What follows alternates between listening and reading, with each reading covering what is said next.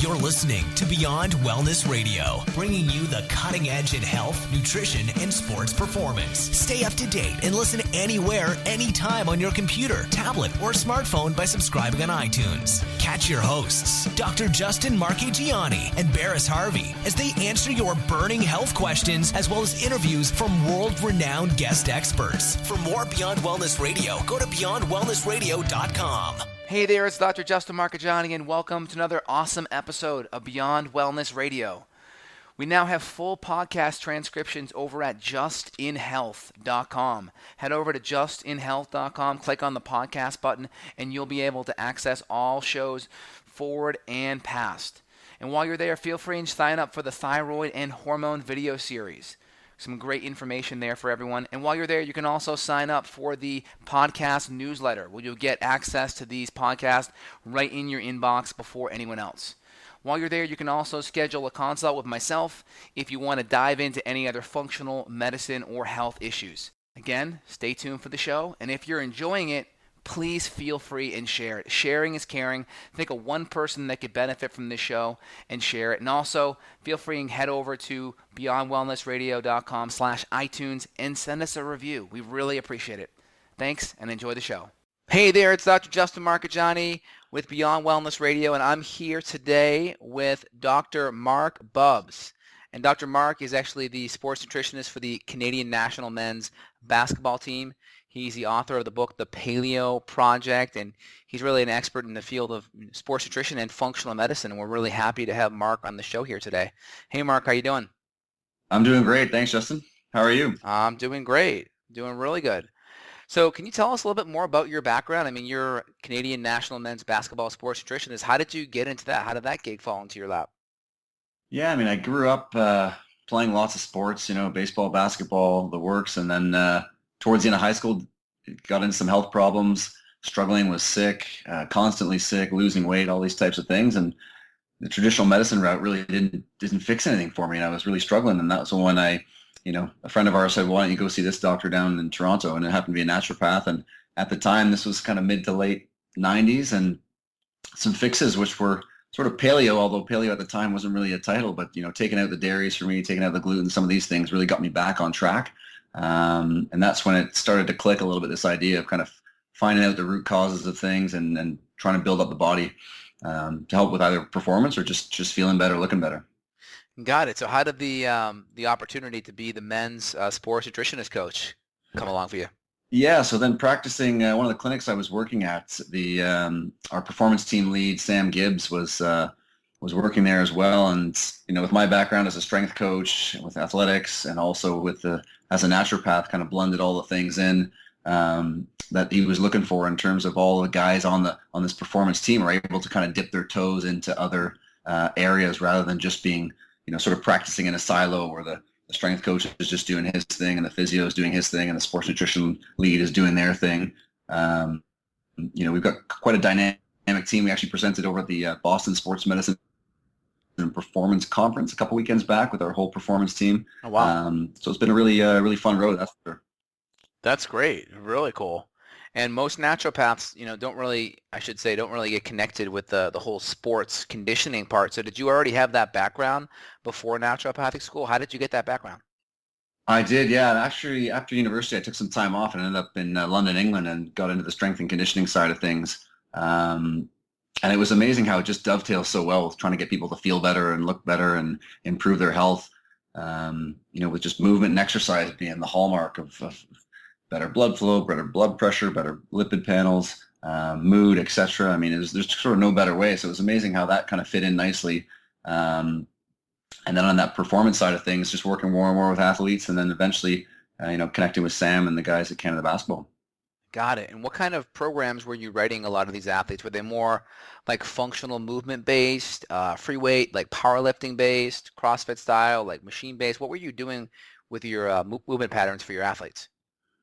So for me, when I was working with the younger guys at Canada Basketball, so it was all really around movement, correcting movement imbalances, etc. Because it was you get into, especially dealing with basketball players, limb length and everything else. You're getting into some really tall guys, and basketball itself is played from, quarter squat up. So you get a lot of issues around ankle mobility, Yeah. hip mobility, these kinds of things. So it's been a nice program in a sense that we started to lay these foundation with our guys once they come in at 12 and 13, just getting them moving well and screening them to, help to prevent and reduce injuries on the way up all the way through to the senior team. Got it. Are you familiar with Mike Boyle? Yeah, yeah. Do you use a lot of his type of functional movements when you're training your athletes? Yeah, we definitely, one of the things I like about Mike Boyle is he sort of takes into account, what the athlete can do in terms of capacity. Sometimes we think, well, lifting from the floor is, the best in terms of range of motion, et cetera. So we want everyone to lift from the floor. But if you have certain athletes, depending on their sport, if they don't have the mobility to get into that position, and then we start loading them, I mean, that's unfortunately a bit of a recipe for disaster. So sort of figuring out what your athletes have and then working around that is a big one, especially with any kind of jumping sports, and basketball players are no exception there. Yeah, I noticed with basketball players too, the ankle mobility is a big one, and if the ankle joint isn't moving properly, that knee really gets shredded. Do you have that same perspective? Yeah, I mean, especially in terms of any kind of squat pattern. I mean, eventually it's all gonna, just a lot of flexion from the hip, and so depending on how you're gonna load them, I mean, it's we stay away from a lot of the heavier loaded stuff and the back squats and things like that just for that reason. They can't get into a good deep position with with their spine and a nice spine shin angle matching and things like that. So it's definitely one that we work around, but it all depends on the player. Do you like doing a lot of single leg squats or a lot of front squats as a replacement for that? I think the single leg works great because the guys can get into a position. You always struggle when you get a guy who's performing, whether it's a back squat or a front squat or Olympic lift, and they're feeling it more in their spine than they are on the legs. That's when you obviously know that things need to be shifted and altered, and that's where the single leg work can be tremendous.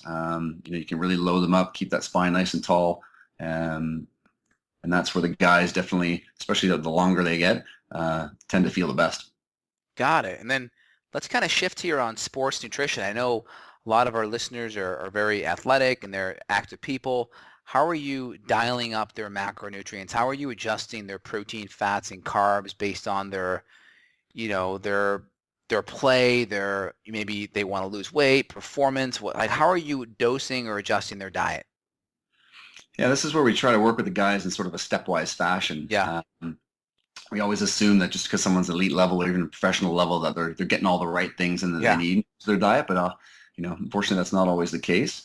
So with our guys, I mean, a lot of it's habit-based as well. So you realize that as much as you can tell someone to eat something, it's really trying to change their habits. So because we only have these guys for 4 to 6 weeks out of the year. So my job and our job is to really help them develop these habits. So when they go back to their teams throughout the rest of the year, they can continue along those changes that they've made. So, the first step is even just in terms of protein intake. So getting the guys, we have a ratio there of, 1.5 to 2 grams per kilogram body weight, which would be around, 0.68 to 0.91 if you're going in pounds.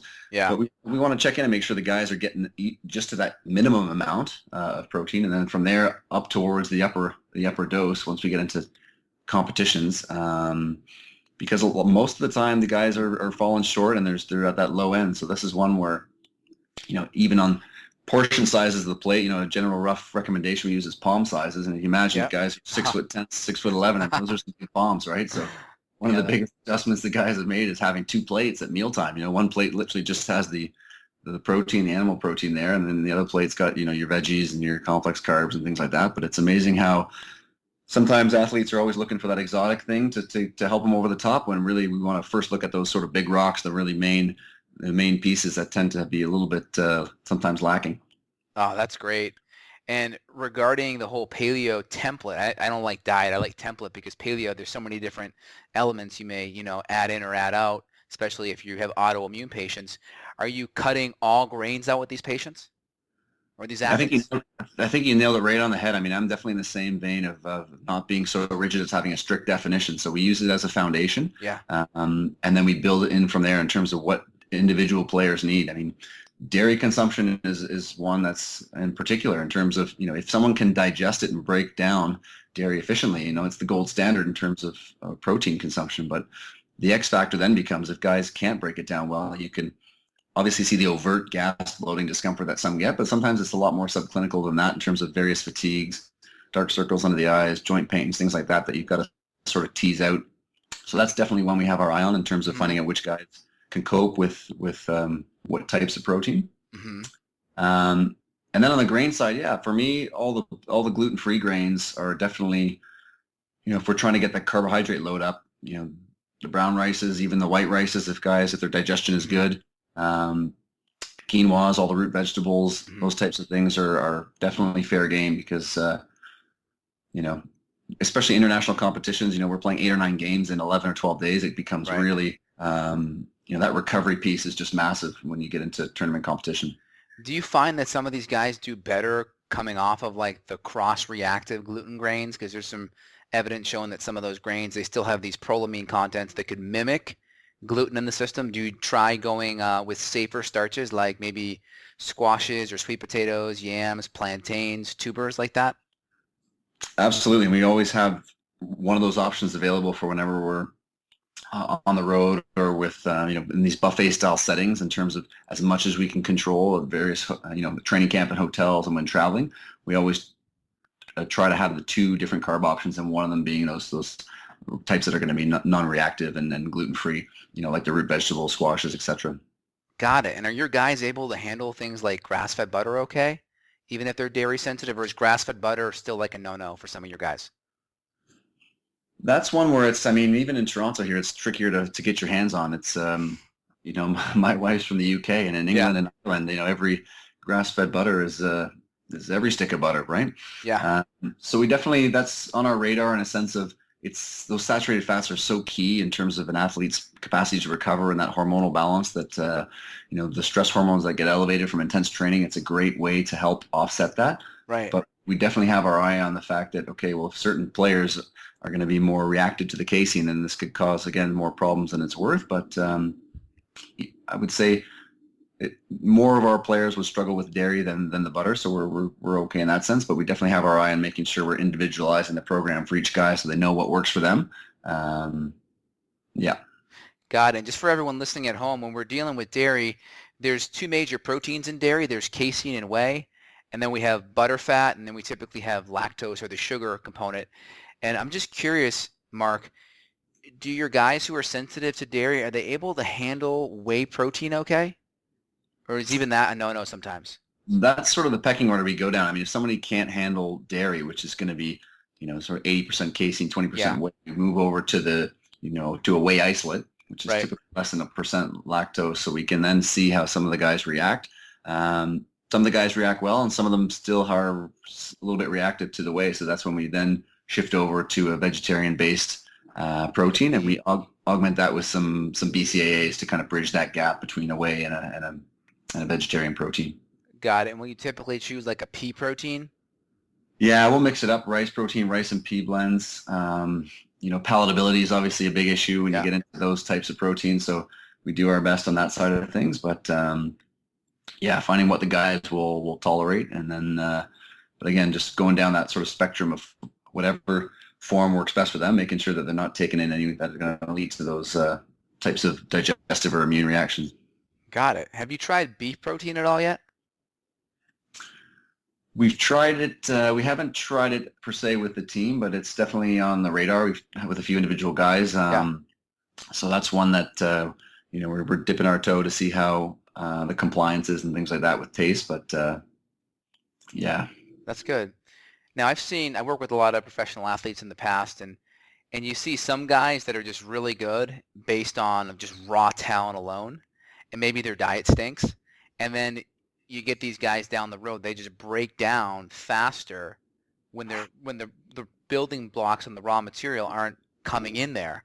So I guess the perspective I kind of want to come at you from is, how important is a diet for performance? And if you're already like great, will that diet make you perform even better? And then how important is the diet connected with injury? So I guess performance and then the injury part of it. Yeah, definitely with basketball, it's a sport where you can get away with just being a pure raw talent in a sense. Obviously up here in Canada, ice hockey is a major sport, and most of the guys are lifting in ice hockey, and similarly in football down in the States. It's a lifting culture, right? Whereas in basketball, you can get away with just being naturally quick and fast, and And so that nutrition piece for a lot of the guys, comes second, I would say. I think it's amazing even in the last 15 or 20 years how guys are a lot more up to scratch than perhaps someone of my generation would have been at their age. But that's definitely one where we're trying to always just implement these habits from year to year, because you're right in a sense of, Steve Nash is our GM at Canada Basketball, Oh, wow. two-time MVP, and he really sets the tone in the sense of, he'll tell you first off that playing until he's 40 years old, there's no way he would have done that had he not been following such a strict regime in terms of how he was fueling himself and the nutrition in that aspect. So it's been great in a sense of having somebody like that at the top of the chain, because the rest of the guys really see that, and they think to themselves, it's easier to emulate and to look at someone like that and say, well, if I start to fuel myself similarly, then I can play till I'm mid-30s, 40s, that type of thing. So I definitely agree in terms of getting those raw materials in through the nutrition really is going to help in terms of keeping joints strong and reducing injury rates for sure. Yeah, and I know Steve Nash, what I remember, he was paleo, wasn't he? Relatively speaking? Relatively speaking, yeah. I mean, I think it was still that sort of real food base in terms of like lots of lean meats, all the healthy fats, tons of vegetables, and then just a mix of various, the gluten-free grains, etc. So he eats really clean. He's definitely a stand-up guy in a sense of he's there from day one helping the guys hands-on, and it really sets the tone even through the rest of our performance team and the young guys coming up, because if someone like Steve's working that hard, then everybody else has got to follow suit, right? Yeah, and I know Steve was quoted a couple of times regarding sleep. I think he was quoted something like 12 hours a night sleep was the difference between getting, having a 20-point game or a 30-point game or something around that note. He was really emphasizing sleep. What's your take on that? Sleep is definitely a massive one. And again, with all the travel that we do as an international team, it can be a challenging one because it's various hotels, time zones, travel, that type of thing. But I'd say for us, even with the younger athletes, like the generation coming up now that are used to the handheld devices, the Instagrams, the Twitters, while they're unwinding and getting ready for sleep. So that's a big one that we're trying to get the guys to understand and make that connection between, being on the phone in bed and that kind of really impacting their capacity to get into a deeper sleep and really recover well. So we were starting to lay the foundation, but it's that's a tricky one because it's definitely a real habit in terms of people getting into, they get home in bed and they're still on the phone, whether it's Facebook or Twitter or whatever else, and then that's not ideal in terms of setting somebody up for the long term. Yeah, and were you familiar with that Steve Nash quote I kind of gave you there? Yes, yeah, I am. Got it. And is that something that Steve kind of instills in the guys too, saying, hey, sleep and all this diet, nutrition stuff is important? Is that something he pushes? I mean, he's definitely big into that, and even Coach Triano. I mean, they're on the same page. He's definitely big into, fueling the athletes correctly in terms of the amount of, research and testing and things that we do with the guys. It's pretty comprehensive. So they're definitely behind it, and that sleep aspect, the guys, then they start to get it in the sense of what we're trying to lay this foundation down, and they're they get to bed at a reasonable hour, which is good, but just giving that understanding and making them make the right choices. Because again, training camp's one thing, but we're talking 11 months of the year. The other 11 months of the year, we got to get them doing the right things as well. So that makes sense. And I'm just curious, how do you incorporate functional medicine with these professional athletes? How do you bridge the gap between the gym and then saying, all right, now we're going to incorporate functional medicine to take you to the next level? Is that part of the program? Yeah, I mean, with performance director Sam Gibbs, that's where we instituted a lot of functional testing at the start of last year's training camp. And I'm actually, ironically, I'll be in Austin in a couple of days presenting a poster presentation there at the International Society of Sports Nutritionists, all about vitamin D and athletic performance. And, we were really surprised to see in July, in the middle of July before training camp, our guys coming out in the very low end of the vitamin D scale.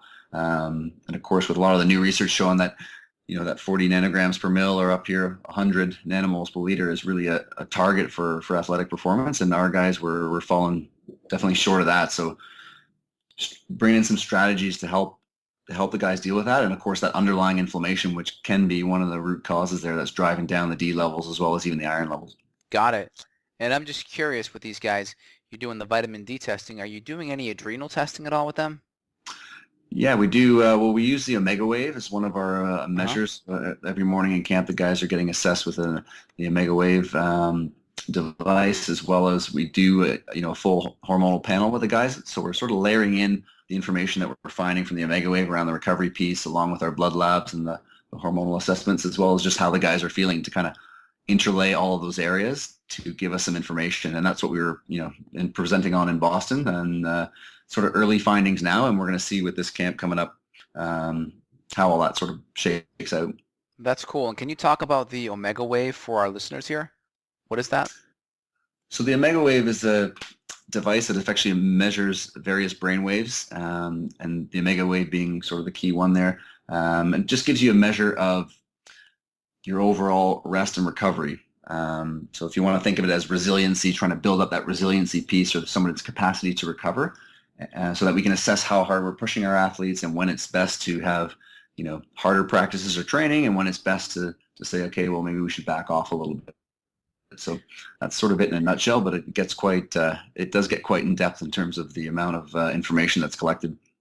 Got it. So that's like a device that you kind of put on your player's head, or you strap it to them, and then it measures those omega waves essentially. It does, yeah. So first thing in the morning, there's a pad on the wrist, a pad on the head. It's a little bit like Star Trek, but gives us all these various measurements, and then that's what we can then use to kind of overlay and see how the guys are progressing. That's cool. And is that a device that like the everyday person could use? I think at the moment it's only available for sort of facilities and things like that in terms of just the cost structure. But I'm sure in the not too distant future that'll be something that will be available for the day-to-day use. Got it. And what does something like that run? I couldn't tell you offhand, but it's definitely not inexpensive. So it's at this point I think it's only clinics and teams and things like that that are using it. Yeah. So I think definitely an investment. Yeah, it doesn't look too big on the website here at omegawave.com, but it seems like it's Bluetooth and it connects to the smartphone and the iPad. So maybe someday soon that'll come down to the everyday person. And yeah, they may already have a device there if you're seeing that one there, but the one that we use I don't think is that. It's perhaps a level up from that one. Okay, that makes sense. So we'll put some information for that in the show notes here for everyone that wants to get some more info on that. Very cool. Yeah. And they're great people over at Omegawave as well. So, I mean, any questions people have, I'm sure they would be happy to answer. That's great. And can you talk more about some of like the hormone testing? I mean, you don't have to give specifics, but when you're testing a lot of these athletes, are you doing like a blood panel or a salivary panel or both for their hormones and adrenals? Yeah, so we're using blood as well as urinary panels now. Yeah. And the biggest thing, for the person who's listening at home really is that we're just trying to get this assessment of how the guys are recovering overall. Training is a stressor, especially when you get into training camp style training, when you're doing 2-a-days. We want to gauge how much we can sort of push these guys. And when you're dealing with these elite professional athletes, which you would know as well, Justin, is that they have time to rest and recover and take naps during the day. So these measurements is key. But for the average person, I mean, if you're going out and also working all day, you fall into a bit of a different, into a different realm where for those elite athletes, we're kind of trying to almost find out how much we have to hold them back, because naturally they will really push themselves to the nth degree, so to speak. Whereas the average person is almost on that under recovery side. I mean, we're less worried about actually the intensity of the training and more just about getting them enough recovery so that they can train well again the next time, just because that job and the family and everything else is obviously taking up a big chunk of their day as well as the training, right? Yeah, that makes sense. And I'm just curious, you don't have to give specifics, but what % of these professional basketball players coming in to you with adrenal fatigue? Well, I mean, I wouldn't say adrenal fatigue necessarily. I mean, there's definitely some dysfunction going on. Yeah, so I should say we'll differentiate it between dysfunction. Obviously, like adrenal failure would be kind of like an Addison's kind of gig, but something where the cortisol's at the lower end or the rhythm is starting to become dysregulated. Yeah, and it's one of those things where you got to try to mediate in a sense where, especially as now that testing's become more and more popular, people, when they run panels, let's say they're in an intense training phase and they run a panel and they see that their testosterone or free T is kind of on the lower end of the range, and they might say, they might get worried about that. But you have to always take things into a context and saying, well, if you're in an intense training phase, we would actually, it would be normal for us to see some suppression in that sense, because we want to be pushing the athlete enough to get that effect, right? If we saw completely perfect levels of even free T during an intense training session, we say, okay, we got to go back and figure out if we're actually training them well enough, because we're not pushing these guys hard enough. On the flip side, if it gets to be too low and we're pushing them too hard and they're not recovering, then that becomes a problem. So using those labs gives us a good framework on that. And it's especially for younger guys. We got a lot of younger guys on our team. So they're going through an NBA season and then there's summer league and then they go into international competitions. So that recovery piece and like you mentioned before, the sleep piece becomes huge. How they fuel themselves, the nutritional basis becomes really big because they don't get much of downtime. Got it. And do you monitor things like free cortisol and free testosterone ratios to see if they're breaking down too much versus building up too much? I mean, just for the listeners, these are just hormones that are looking at breakdown or building up healthy repair of the body. Are you looking at those at all from a ratio perspective, Mark? Yeah, we look at them in ratios as well. And then, the big picture, like you mentioned, the guys who do look like they're really pushing that gas pedal and not building up quick enough, that's where we get back to the dietary side of things. And again, this idea of hitting those big rocks like the diet rather than just jumping into the supplementation, because that's where, saturated fat intake can be a real home run in a sense of getting enough of that into the diet to really help to support and, replenish some of those hormone levels, especially like cortisol and free T. We've seen in some of the research that, higher intakes of that will definitely bring levels back up, whereas people following lower fat diets, they'll struggle with continued low cortisol, low free T and fatigue and poor recovery and things like that. Yeah, that makes sense. And I know it's just starting to come around now. There was an article, I forget where, I started on Facebook where they were just saying, hey, the paleo community, ketogenic community, and, Atkins were right. After Time Magazine and all these different places were demonizing fat for so long, it's really just starting to come out on the mainstream on the science side. But I think people, if you did a man on the street and you ask someone about butter, they'd probably still tell you it's going to clog your arteries, etc. So that's good that you're really emphasizing these high quality fats with your patients, with your athletes.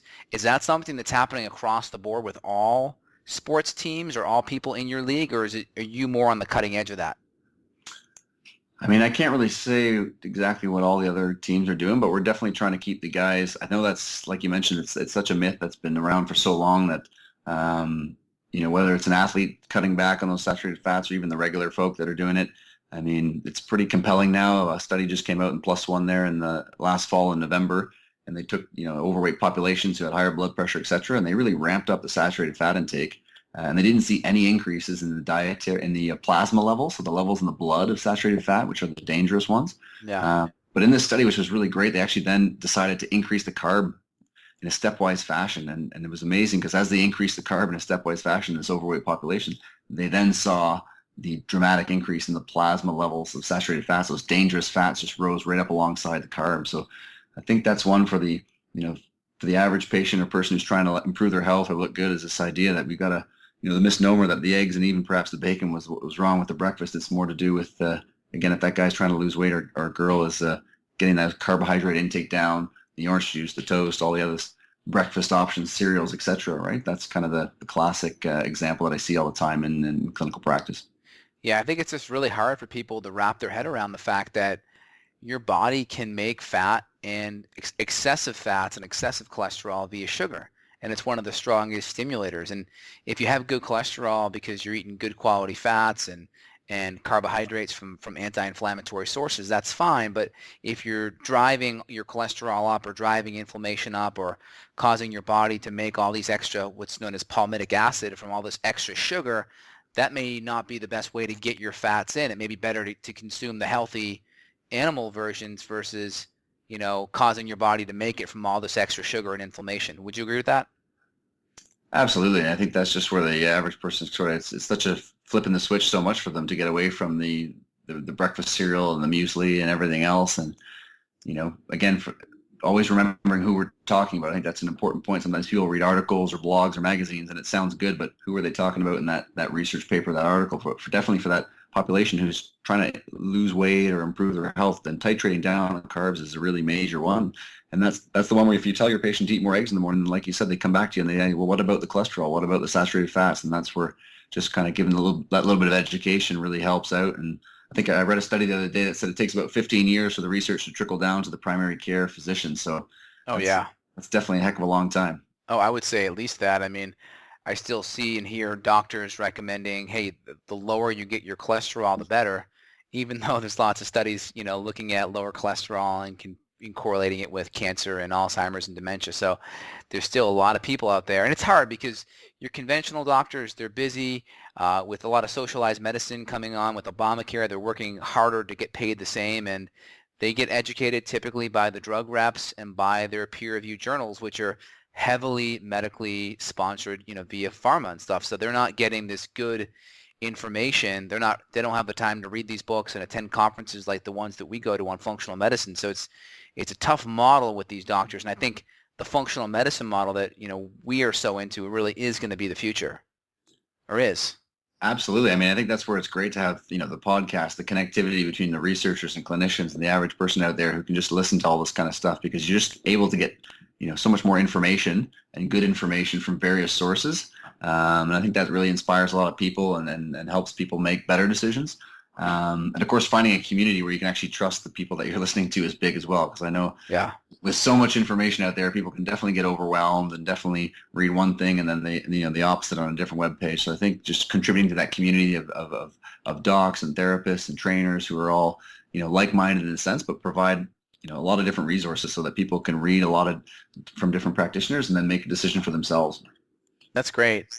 And you talked about protein recommendations, just vaguely between 0.5 to 1 gram of protein per pound of body weight.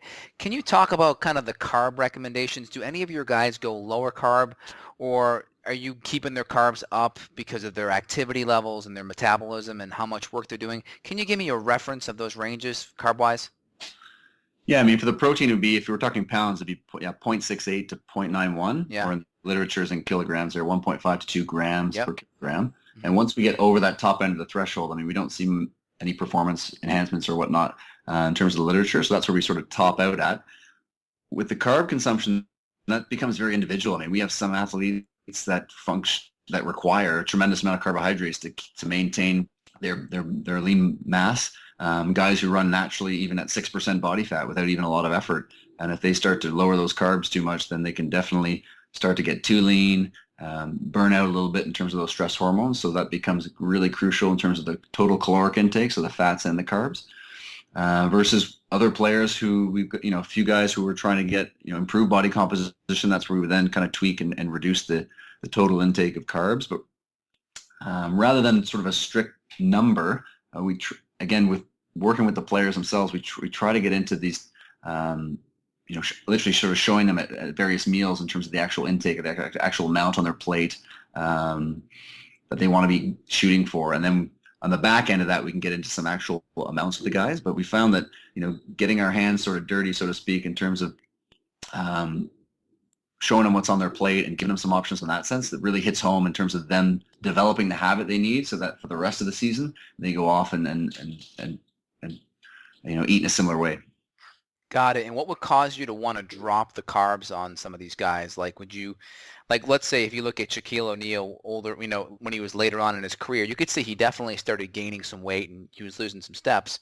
Would you, like someone, like if you had a player that you saw gaining weight over the years, would you really look deeper at the carbs and try to modulate that? Yeah, I mean, we definitely want to make sure once you've got the proteins and the fats kind of in order, that's when we check in and see. And, like a lot of athletes, when they're competing, you get used to having a lot of sugars or sugary drinks when they're playing. They can get a lot of cravings afterwards, and that's where, even for the average exerciser or athlete out there, when you start to get those strong sugar cravings in the evenings, or you feel like you're walking home and all of a sudden you pound back a few chocolate bars or a licorice bag or something like that. I mean, this is when the stress hormones are really elevated. Your body's kind of craving these sugars. It's trying to replenish glycogen and et cetera. Yeah. So doing our best to mitigate those types of things in terms of the simple sugars is one. Yeah. Because a lot of times, guys won't tell you so much about the little snack they had or the other sweet foods or things that are creeping their way into their diet. And then the next piece, once we can lower that down a little bit, is to get into the amount of carbs they're taking in at the meal. So, and whether it's the desserts and things like that, we've kind of shrunk the dessert bar in training camp and expanded the fruit section and the salad bars and everything else. So just changing the environment that they're in to kind of highlight the foods that we're trying to get in them. Yeah. So looking at it from a carb range perspective, I know it's very individualized, but can you just give us a general range? Would you say between 150 and 200, 100 and 200, kind of where are you at with that? Yeah, and it'll depend greatly per player. I mean, we can definitely have some guys running more in the 300 to 400 range, and some Okay. guys all the way up to 700 in terms of the grams of carbohydrates. And really, we just base it off in terms of how well they're recovering. Their current body composition in terms of lean mass, how well they're recovering, how well they feel, how well they're performing. We definitely don't encourage guys to necessarily lower their carb intake without a need in the sense of trying to get them leaner, or if we see that there's an excessive amount of intake around what they're having at dinner time or with desserts or with sugar cravings. I mean, those are kind of the things that stand out in terms of the red flags. And again, for the average listener, things like, fruit consumption. If you're always, every time you have a snack, if you're always snacking on fruit, then that's that similar thing in terms of that sweet and that sugar craving. With the average client, trying to replace that with some veggie snacks is a big one. And for our guys, even just having bigger amounts during the meal so they're not snacking so much even through the day. Yeah, that's a big one. Every time you're snacking, you're pumping out a little bit of insulin, and that's going to prevent you from really burning your fat for fuel. Yeah, and you see that a lot with if the average person trying to lose some weight and they've read an article about eating 5 or 6 meals a day, and while that can be tremendous, it's if you're not picking the right foods, those studies are done on sort of pure protein sources. So if you're choosing the too many nuts or fruit or granola bars or protein bars, you can definitely, like you said, just get this chronically elevated insulin throughout the whole day, and you don't get a chance to actually burn any body fat for fuel. Yeah, I think you said it right. Try to choose, a fuel mixture that keeps you full or satiated for about 5 hours. That's a pretty good range, because then you're actually going to be relying on fat, and you'll be more keto adapted, burning more fat for fuel. And I think that's where people get surprised, because time and time again in the morning, I'll tell someone to eat some eggs. It might be, for women at least 2 or 3, for men at least 3, maybe 4, and then some avocado or something. And I think to themselves, well, that's a lot less than even the bowl of cereal or the oats that I had. But when they get that protein and fat intake up, they realize that the cravings there that come mid morning all of a sudden are dramatically reduced or are gone altogether. They can make it through right to lunch. So I think getting that macro balance for a lot of people. From that traditional high carb breakfast and lower protein and fat, kind of reversing that and getting those proteins and fats up and titrating down the carbs a little bit definitely works well for a lot of people. Yeah, that makes a lot of sense. And when you're dealing with these players, are you finding that even with the higher carbs, because they're so active, do you ever test ketones with these guys and see if they're in nutritional ketosis? We perform urinalysis on all our guys, so we can Yeah. see where they're at. I mean, for our guys, we wouldn't want any of our guys to necessarily be into that nutritional ketosis. I mean, there's a lot of interesting, compelling stuff around with endurance training, et cetera, on that side of things. But for us, it would just be treading the line a little bit too fine on that recovery piece and under recovery and inducing those stress hormones. So, none of our guys would necessarily fall into that category. Yeah, I've listened to some people speak. I know Dr. Stephen Finney over at UVM. He's talked about some of these athletes that he's worked with and some of the biking trials he's done. They've actually performed better on ketones. And I know I interviewed Ben Greenfield last year on the podcast, and he talked about doing his triathlons and being, 200, 300 grams of carbs and still, spitting out ketones on the ketone meter. So it's interesting that you can still be very relatively higher carb, but you're still spitting out ketones depending on, your activity level, it seems like. For sure, yeah. And I mean, I know the faster study will soon be out, and that's one that, in terms of the capacity to burn fat in these keto adapted and low carb and high fat athletes, endurance ultra marathoners is pretty remarkable in terms of what they're finding. So it's a pretty cool area. I'd definitely say for us, we're just kind of sitting back and waiting and watching to see if there's some compelling areas for our players. But for now, even just getting those fundamentals in is such a big component that the bells and whistles we sort of wait a little longer for. Yeah, and I definitely noticed just, in practice that these basketball players, obviously they're more ectomorphs metabolically. And for anyone listening, these are people that are just leaner, taller, very, very fast metabolism. It's very hard to gain weight. That these guys they eat up carbs, and it doesn't, carbohydrates don't really affect them too much from that perspective, and they actually may do better with a little bit more carbs in. So obviously, if we're dealing with that ectomorphic metabolic type, it sounds like you rather err in making sure they have enough carbs and not go too low, just because of that body type. Yeah, like exactly what you said there. I mean, we test guys coming off their off season where they've had 4 or 6 weeks maybe and kind of eating what they want, and they come back in at 6% body fat. So I mean, right. you're dealing with a very lean population. So they're typically on that side of treading a little bit too fine on that side, but definitely have a few players where body composition is an issue, so that's where the exploring and around that lowering the carb, perhaps not low carb, but just lowering their carb intake becomes a key component. And what do you work on with these guys for like a post-workout meal? Is there a focus with the post-workout being maybe more carbs post-workout or more protein post-workout or a shake of some sort pre and post? How do you dial in that post-workout meal? That's after the workout. Yeah, so after at training camp, the guys will have 2 practices a day, and after that morning practice, then they'll have some liquid nutrition, so protein and carbs afterwards, and then they'll go back and they'll be eating. After they get therapy, etc., they'll be eating lunch. So definitely getting a liquid nutrition, which again, you're going to get that absorption in sort of 30 to 45 minutes right up into the bloodstream and into the muscles. So we're looking for that first wave, and then as the food comes in, there'll be sort of a second, more delayed wave of recovery. So trying to maximize the amount of nutrients that are getting into the system there. Mm-hmm. And what's your take on Gatorade? Well, I mean, I would say it's the most, we're looking for glucose sources as we can. Glucose is the sugar that all the cells, the main fuel of the cells. And so when we get drinks that are sucrose based that have to be split up between the glucose and the fructose, it can lead to a few challenges in terms of, cramping and overconsumption, especially if you're in hot places and the guys are sort of thirsty. So we use a different formula with Canada Basketball that's amino acid based and then electrolyte based. Got it. Yeah. And is it more glucose and less fructose? Yeah, it'd be more glucose, but it's still very low even on the glucose side of things. But yeah, so the guys will be dipping into some of the sports drinks, but more minimally than perhaps in years past when we were kind of an over-reliance on some of those sugars. Yeah. And I remember at a sports conference I went to a few years back with Paul Chek, he was lecturing on one of the athletes that he was treating. I think he played for the New York Giants football, but he was talking about how the sports teams they're sponsored by all these different, typical junk food companies, that all around the locker room and all these different places was, Doritos and sodas and all of this crap food.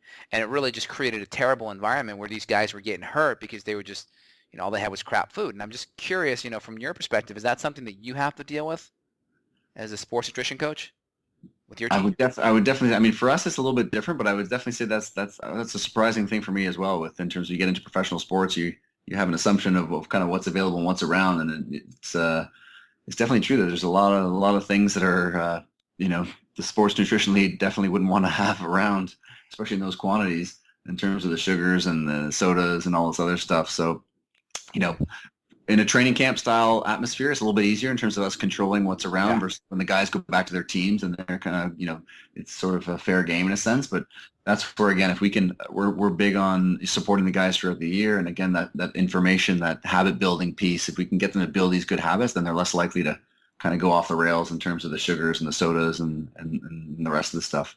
Great. Well, you really provided just a very unique insight into that professional sports world. Really appreciate that. No problem, Justin. No problem. That was great. And I wanted to kind of get your take, or I wanted you to actually chat a little bit more about your book. I'm really interested to read it. I mean, it looks really cool. It's called the Paleo Project. So obviously, can you give us, the readers, just kind of a general rundown of what they're going to expect from this book? Yeah, I mean, the Paleo Project is effectively, it's a template for what I use in clinical practice and for what we use a lot with the guys on the national team as well, and using that paleo diet as a real foundation for your diet, but then also allowing enough room to individualize in terms of, whether dairy may or may not be a good option for you, whether, various grains may be a decent option for you. And we go through those key areas of health like digestion, immunity, inflammation, and some of the key hormones like your blood sugar hormone insulin and stress hormone cortisol. And once we get those things all kind of working well, it's a lot easier for people to either improve their health, lose weight, or get onto that performance side. So in the book, we sort of go through that from top to bottom, and paleoprojectbook.com is where people can find a little bit more information. Yeah, I see you have the book broken up into 3 sections. In the first section, you're really talking about kind of the paleo diet, and I think you're addressing protein and then fats and then carbohydrates, kind of some of the things we already chatted about here. I imagine in the book you'll get more into detail on that. Yeah, we get into detail. And it's all about setting those benchmarks in terms of giving people something to shoot for, these areas that we want to see achieved, so that we can round out not only using paleo as a foundation, but the perfect paleo diet for them. Because even if we have 8 or 10 people following a paleo diet, it should be effectively somewhat different if we have different types of people there in terms of that, 10 different people. So we want to personalize and individualize a little bit more. And if the diet's good, then it's amazing how those digestive concerns go away. The inflammatory issues start to subside. A lot of the hormonal imbalance stuff starts to correct itself. So if you can people can start off with that nutrition piece and really dial it in. I'm sure you see with your client base as well, then the other stuff tends to get a little bit easier to fix. Yeah, and it seems like you go more into the functional medicine in section 2, where you talk about digestion, immunity, inflammation, insulin, cortisol. Yeah, we get into that functional medicine piece. We give people some self-assessments that they can do to see if those systems are, not running as they should. And then, of course, if things aren't running well, then some suggested lab tests that, are nice to know if things are just a little bit out of tune. Or if you have some significant dysfunctions, then probably a need to know in a sense of helping to correct. And we give the readers some solutions there in terms of what they can do from a food and supplement basis. Okay. So you spend a lot of your time dealing with these professional athletes. What's your private practice like? Is it still athlete driven, or is it more kind of to the average person? It's a little bit of both. I mean, I work downtown Toronto, so I work with a lot of business people and executives who are very athletic, so that component comes in nicely, but a lot of people who are just looking to improve their health and lose some weight. And so, this caters to everyone in that sense of just building people up from the ground up, getting the right things in the diet, dispelling a lot of the myths. I think that's one of the reasons why even the paleo diet's gained a lot of momentum in the last few years too, is it's dovetailing really nicely with what's coming out in the research in terms of, the grass-fed meats being so healthy for us, the myths around cholesterol and saturated fats, and even the exercise physiology stuff around more interval type training and high intensity interval, and how all these things can make us a lot healthier and make us more efficient with how much time we're spending in the gym or with exercise. That's great. Awesome. So at this stage of the game here, Dr. Marc, is there anything else that you want to let our listeners know about yourself, websites, anything else on your mind that you wanted to chat about? Yeah, if they want to reach out, any questions, you can get me on at Dr. Bubbs on Twitter, as well as the website is drbubbs.com, drbubbs.com. Nice. And there's a sauerkraut out there called Bubbies. Are you involved in that at all? I am not involved in that at all. I feel like I should be getting some residuals, but yeah. I do enjoy some good Bubbies every once in a while. Yeah, I mean, I think you need to talk to them about getting a royalty on those. I think so, definitely. And they have great pickles too. They have a great whole line, yeah, definitely. Very cool. All right, Dr. Marc, I wanted to leave you here. My last 2 questions I ask every guest. If you were stuck on a desert island, what supplement or herb would you bring? If I was stuck on a desert island, what supplement or herb would I bring? I think I would bring curcumin. Curcumin? Yeah, it'd be a nice anti-inflammatory, because I imagine if I was stuck on that desert island, I'd be doing a lot of heavy lifting and building and the rest of it. So that would definitely hold me in good stead. Yeah, hopefully you'd have some coconuts there too, so you can get some good saturated fat. There you go. Cool. And then the last 3 tips that you would give just kind of to the general person just to kick more butt.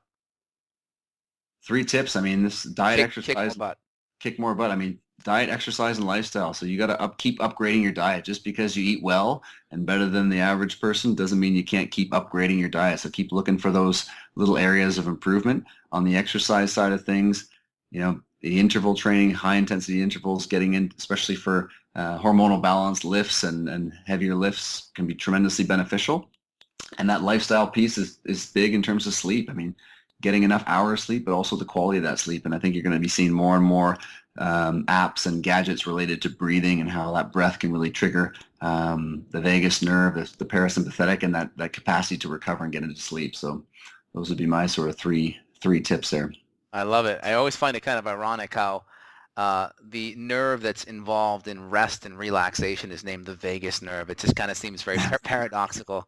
It does. Yeah, that's very true. Very true. Cool, Dr. Marc. Hey, I appreciate you coming on the show, and it was great chatting with you. Thanks a lot, Dr. Justin. Appreciate it. Thank you. Got a question for Dr. J? Go to beyondwellnessradio.com/question. Then tune in to hear the answer. Also, if you like the show, review us on iTunes. For more Beyond Wellness Radio, go to beyondwellnessradio.com.